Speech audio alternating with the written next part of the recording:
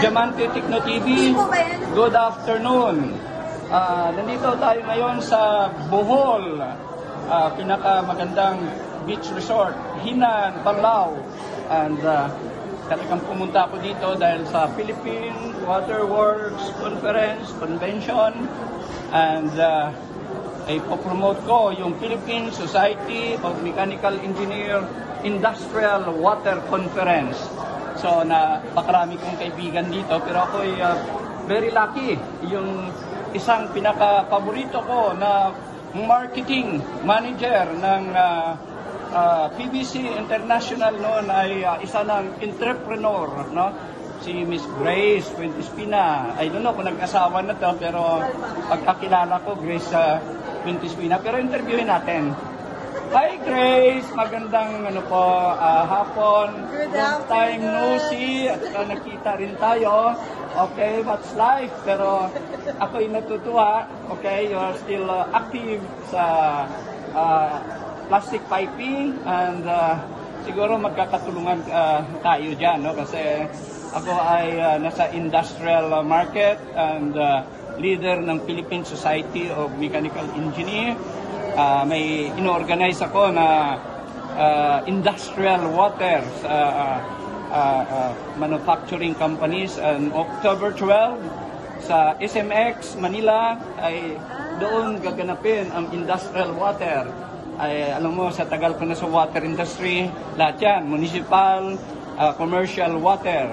So, yung mga commercial water ay doon yun, pinaprocess pa yan ng mga power plants, sa heating, cooling, hanggang magiging steam and power sa semiconductor, from deionization, dadaan yan sa mga plastic piping, at saka yun, ginagamit sa cleaning and rinsing, pharmaceutical, food, steel, lahat yan ay kailangan ng industrial water.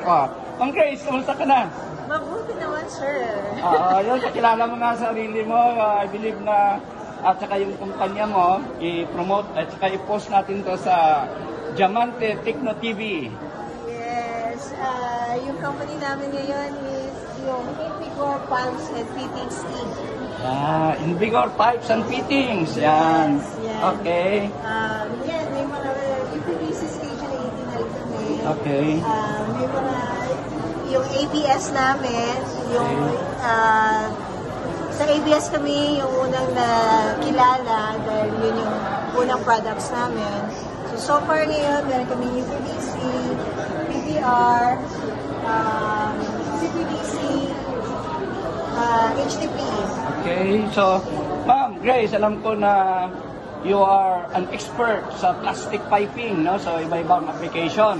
Mayroon silang Schedule 80 para sa industrial piping, mayroon silang PPR para sa building, mayroon silang EBS na napakarami rin application sa building, sa water, sa industrial, very versatile product. No? So ako ay natutuwa na ito, si Grace ay isa sa mga nag-umpisa sa akin sa business. So marami sila ngayon na nagpo-compete sa sa industry, pero ako I'm just helping them and siguro mas maganda na mag-alliance, no?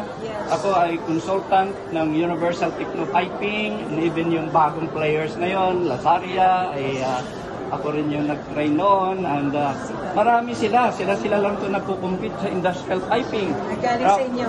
Ako nagde-develop ngayon ng mga iba-ibang mechanical products like equipments, fasteners, no? And maraming invitation sa akin na mag-carry, pero wala, medyo umiikot muna ako, nagpapasarap ng buhay kasi yung pagpunta ko dito ay talagang medyo vacation, business with pleasure. Okay, ito magagaling mga babae ito. So anyway, magkita-kita tayo sa October 12, PCME National Convention Conference, and siguro makita tayo doon, magkwentuhan tayo mabuti. Yes. So, welcome kayo sa Industrial Water Conference na ginagawa ko. Okay?